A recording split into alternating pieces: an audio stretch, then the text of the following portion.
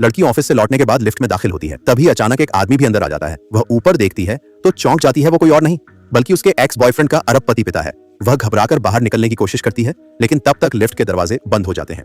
घबराहट के बीच अचानक लिफ्ट में खराबी आ जाती है और वे दोनों वहीं फंस जाते हैं। जवान खूबसूरत लड़की को देखकर उस अधेड़ उम्र के आदमी का ठहरा हुआ दिल पहली बार जोरों से धड़कता है। उसे ऐसा लगता है जैसे वह फिर से जवानी की दहलीज पर खड़ा हो। धीरे धीरे माहौल में अजीब सी नजदीकियां बनने लगती हैं। लड़की को लगता है कि ये सब बहुत अजीब और किस्मत का क्रूर मजाक है, लेकिन उस परिपक्व आदमी की गंभीरता, समझदारी और देखभाल उसके उस खुदगर्ज एक्स बॉयफ्रेंड से कहीं बेहतर लगती है। फिर भी वह इस रात को सिर्फ एक गलती मानती है। अगली सुबह होते ही वह जैसे डरी हुई खरगोश की तरह चुपचाप कमरे से निकल जाती है, लेकिन बाहर निकलते ही वह अपने एक्स बॉयफ्रेंड से टकरा जाती है जो किसी काम से घर लौटा था। एक्स बॉयफ्रेंड को लगता है कि वह उसे मनाने आई है। दोनों के बीच तीखा झगड़ा शुरू हो जाता है। गुस्से में लड़की दीवार से एक पेंटिंग उठाकर उन दोनों पर फेंक देती है। इसी दौरान उसके गले पर पड़े किस के निशान नजर आ जाते हैं। भले ही उनका ब्रेकअप हो चुका है, लेकिन एक्स बॉयफ्रेंड को लगता है जैसे उसके साथ धोखा हुआ है। वह पूछता है वो आदमी कौन है। लड़की जवाब देती है तुमने ही तो ब्रेकअप किया था, अब मैं किसके साथ हूँ ये तय करने का हक तुम्हारा नहीं।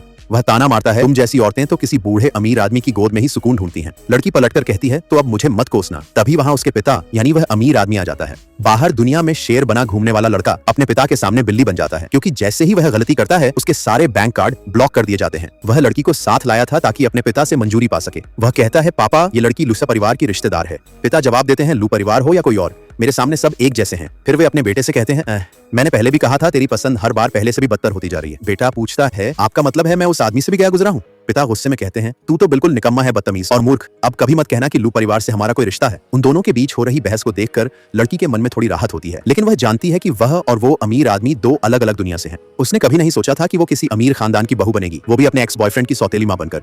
लेकिन उस आदमी की सोच कुछ और है। वह उसे रोकते हुए कहता है रुको, फिर अचानक पूछता है बच्चे का क्या होगा। लड़की हैरान रह जाती है क्या। वह कहता है कुछ तो कहो, और फिर धीरे से बोलता है मुझे एक बच्चा दे दो। लड़की साफ कह देती है नहीं चाहती। उसकी इस जिद और भावनाओं से लड़की पीछे हटने लगती है। उसे लगता है कि वह उस दुनिया की नहीं है। आखिरकार वह वहां से भाग निकलती है। विला से बाहर निकलकर वह सीधा अस्पताल जाती है और गर्भ निरोधक दवा खरीदती है, लेकिन यह सब उसकी सहेली देख लेती है। दवा की महक से ही सहेली सब समझ जाती है। आगे क्या होगा जानने के लिए चैनल को सब्सक्राइब करें और कमेंट करें पार्ट 2।